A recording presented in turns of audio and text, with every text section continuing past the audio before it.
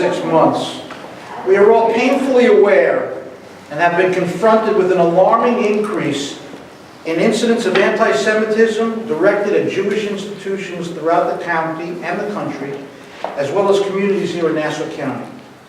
Overall, we are living in a troubling time, marked by more and more religious, ethnic, racial, and gender intolerance that is frightening and threatens the comfort level of all residents of this county.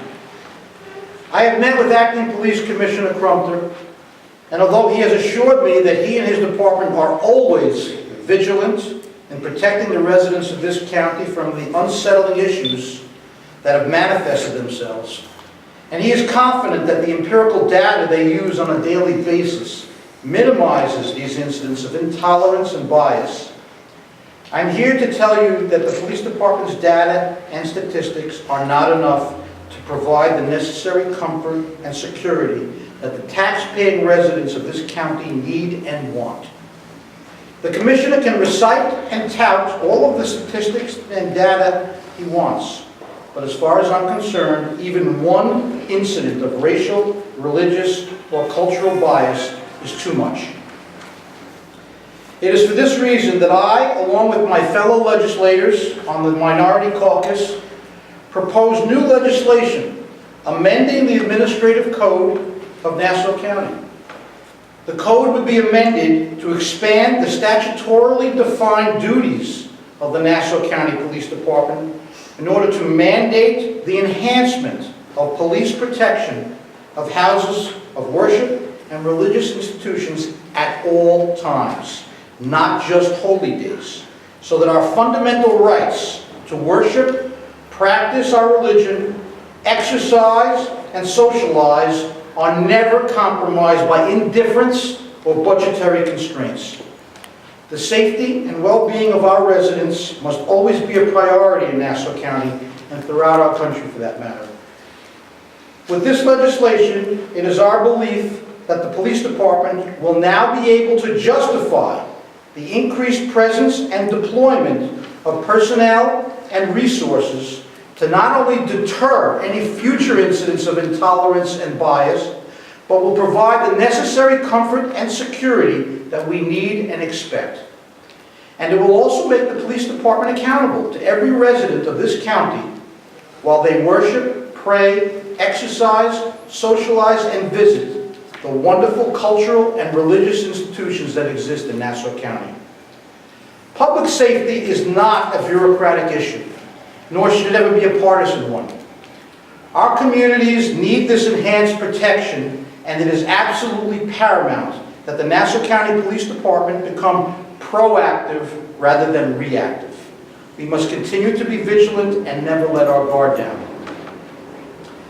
The one ray of light amidst the dark clouds that we have witnessed over the past few months that is heartwarming to me has been the outpouring of support, solidarity, and friendship from all of the religious and cultural institutions I speak of here. And as an example of that support, solidarity, and friendship, I share the podium today with some of the leaders of these institutions in our county. We have today Rick Lewis, the CEO of the Mid-Island Y JCC in Plainview, which was the subject of recent bomb threats. We have Rabbi Stanger of the Old Westbury Hebrew Congregation, Syed Qadri of Masjid al-Baqi, Rabbi Khan and Cantor Morris Wolk of the Plainview Jewish Center, Surinder Singh Chawla of the Guru Gobind Singh Sikh Center, Pastor Darren Butler of the International Good News Fellowship, Rabbi Neil Tao of the Woodbury Jewish Center. I also have my esteemed friend and colleague, Carrie Solages, on the legislature. Thank you for all for being here and demonstrating the fact that here in Nassau County, there is no place for racial, religious, and cultural intolerance, but instead, we are blessed to live in a place where we celebrate our diversity, and we will do whatever is necessary to ensure and protect that diversity for generations to come. Thank you.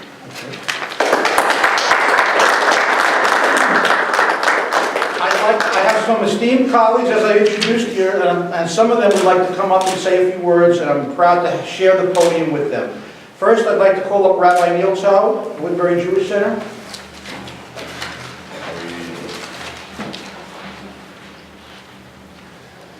We say in our tradition each morning as we enter the synagogue, Ma tovu ohalecha Yaakov mishkanotecha Yisrael. How beautiful are your tents and your dwelling places, the places of worship that we enter every morning.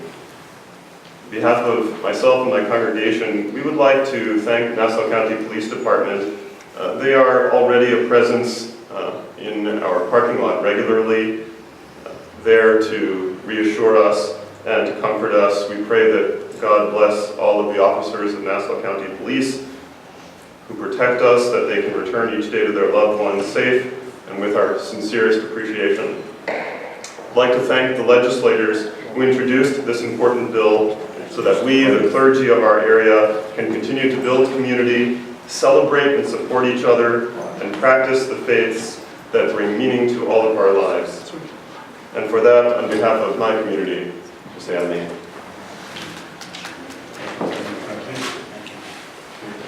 Next, we have Rick Lewis, CEO of the Mid-Island Y JCC in Plainview. Thank you, Arnie. First, I'd like to thank Arnie Drucker and his entire team of elected officials that are supporting us in this endeavor. It's extremely, extremely important that our communities feel safe in everything that they do whenever they're out and about in the community. As the leader of an organization that was on the receiving end of a bomb threat just a few weeks ago, I do have to applaud and thank the Nassau County Police Department for their response. But the purpose of this legislation is to open them up to be more responsive and more vigilant and around and about more often. And we do really appreciate the efforts of everybody, your entire team. The wrong way, right?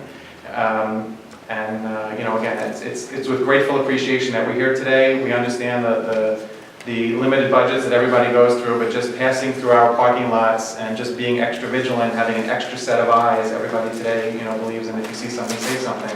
So the more people that are out there seeing something and possibly saying something, the safer we all are together. And again, on behalf of our communities, I thank everybody for their hard work in this effort.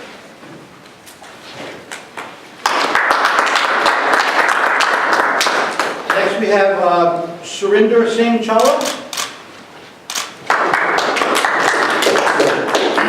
Human Rights Commissioner. Former Commissioner. Former Human Rights Commissioner. Good morning, everybody. Good morning. And I'd like to thank everybody to give us this opportunity, especially the team that's getting ready here for the people, for our community, for our future.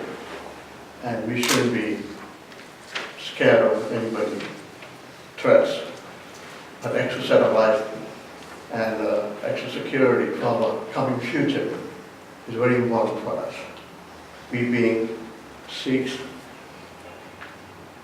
and born and raised in Burma since 1947, seen the World War I. My forefathers, my parents, migrated here to the United States in 1976. Walked on the highway, no money in the pocket, with the American dream in hand. And having that said, that done, today being a successful businessman and also representing a Sikh community for us, the future is very important for us.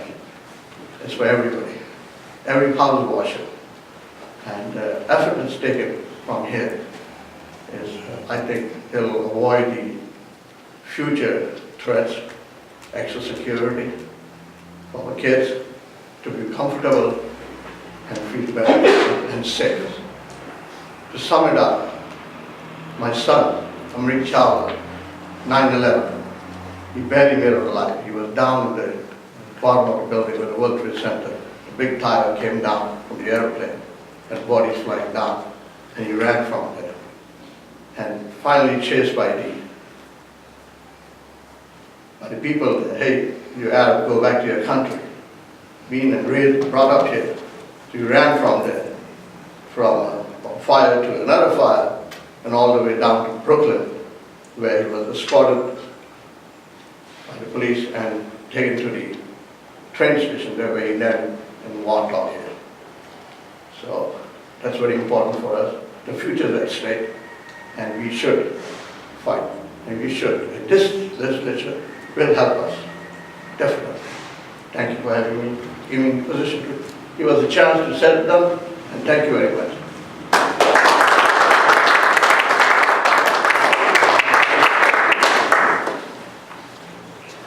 I believe next we have Syed Hadri. Is he here? No, that's not. Sorry, okay. Pastor Darren Butler, Yes, sir. please. Pastor. Good morning to each of you. I would just like to lay this particular thought before you.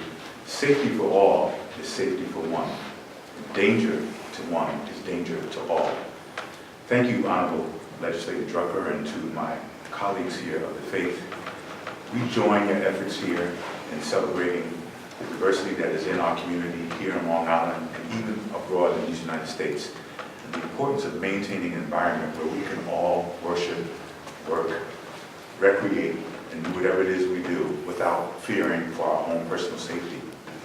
I speak from the standpoint of having personally experienced an act of vandalism on Palm Sunday while we were worshiping. My wife's car was vandalized and subjected to theft while we were inside worshiping.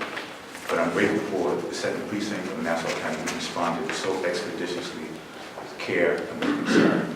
But it is time, as it is said before, for us to raise the bar and allow them to have greater latitude to protect us, and to also serve notice on those who have allowed themselves to become misguided by whatever circumstances they're dealing with at the time, that they must look at going about life a better way. So today, we just make it clear we join our brothers and sisters here in solidarity to see to it that we can do everything that is needed to be done to maintain and even raise the bar of quality life up here in Nassau County and Long Island. Thank you, and God bless you.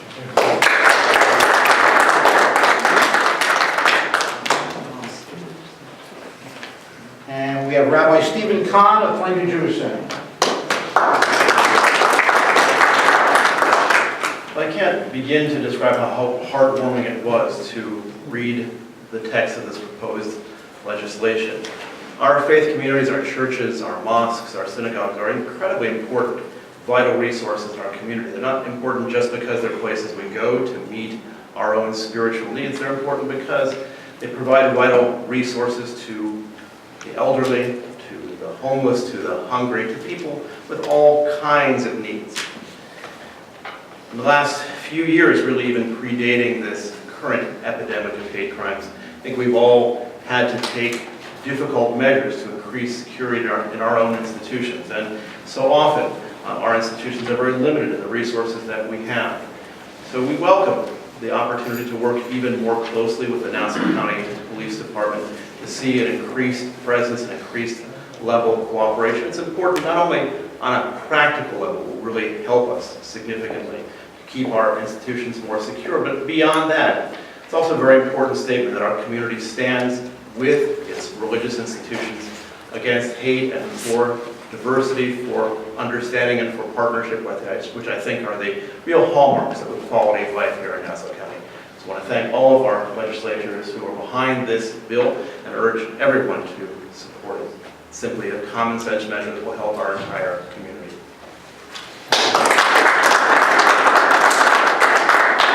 I think I was remiss and I didn't mention Cantor Bradley Hyman is here. Would you like to say a few words, man? Sure. Why not? That's right. Usually I speak with the music, but I'm very happy just to remind everybody that faith and prayer is just an extension of our love and our capacity to love. And anything that comes in the way of that needs to be met with the kind of resistance that I believe that this legislation provides. It's very important that we are not hindered in our efforts to come together. We need each other more than ever today, and certainly this is one of the many ways that we can fight back against fear and fight back against anything that would come up against us and against our rights to continue being in the greatest country, I believe, still in the world. And one of the things that we pride ourselves on is our ability to speak when we need to and come together freely and to worship in the way that we possibly can. And to that end, I say, Shalom. Thank you very much. Again, that concludes the remarks. Again, I want to just reiterate how grateful I am and so heartwarming to really feel the presence of all brothers and sisters of all faiths here today, to really demonstrate their solidarity and support for this bill. It's very important. Any questions, Jim? Any questions from anyone?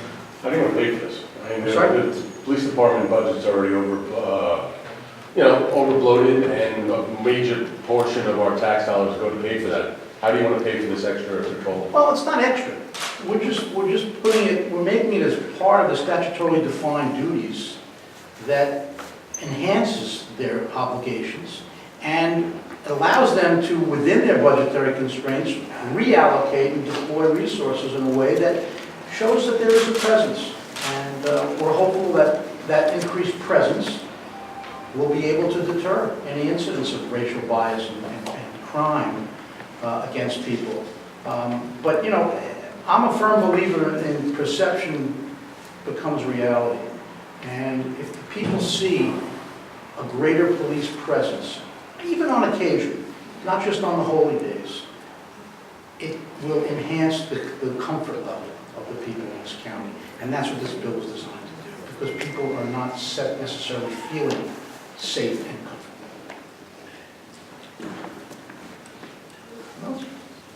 Any other questions? We'll make the bill available to anyone who needs, along with the press release, and you can follow it. Thanks. Thank you very much, everybody.